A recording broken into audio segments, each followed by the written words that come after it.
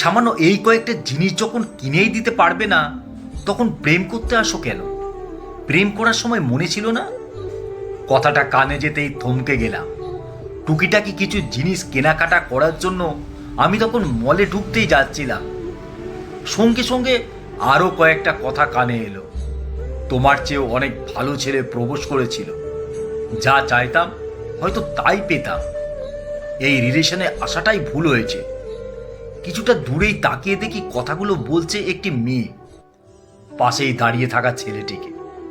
বুঝতেই পারলাম ওরা প্রেমিক প্রেমিকা। এই ঘটনাটা মলের বাইরে।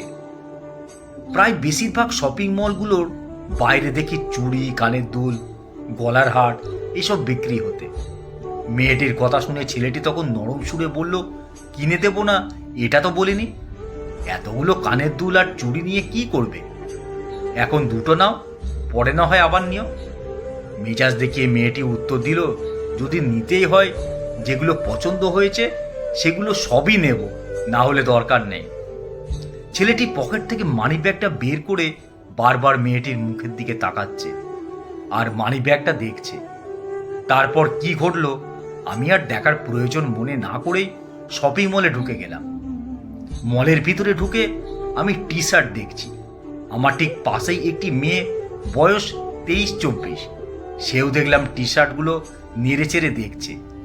ওর মধ্যে একটি ব্ল্যাক টি শার্ট হাতে নিয়ে ভালো করে দেখে দূরে দাঁড়িয়ে থাকা ছেলেটিকে ডাক দিল, রঞ্জন, এদিকে আয়।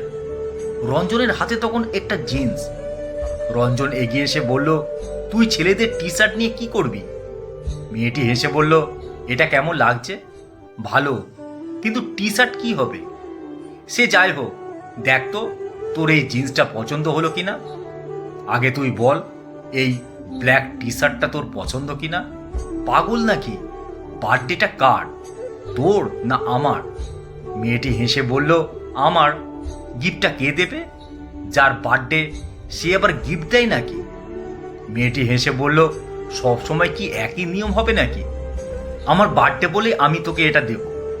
ছেলেটা জিভ ভেঙচিয়ে বলল, থাক, অনেক হয়েছে, আগে চাকরিটা পাস, তারপর দেবি। মেয়েটি রাগ দেখিয়ে বলল, তুই চাকরি করিস বলেই দিতে পারবি, আমি করি না বলে দিতে পারবো না? ছেলেটি হেসে ফেলল, বলল, তা নয় তো কি। এই যে স্যার, আমিও টিউশন পড়াই। আপনার মতো অত টাকা আমার নেই জানি, একটা টি শার্ট দেওয়ার মতো ক্ষমতা আমার আছে। তাই আমি যেটা ঠিক করেছি সেটাই হবে। আমার জন্মদিন মানে তুই আমাকে শুধু গিফট দিবি কেন? আমিও দেব। আর তুই যদি না নিস তাহলে ওই জিন্সটাও রেখে আয়, আমি নেব না। মেয়েটির এমন কথা শুনে ছেলেটি বলল, তাহলে টি শার্টটা নিতেই হবে। বেশ, তুই যখন দিতে চাইছিস আমি নেব। খুশি? খুশি। ছেলেটি হেসে বলল, পাগলি। তারপর দুজনে ক্যাশ কাউন্টারের দিকে এগিয়ে গেল।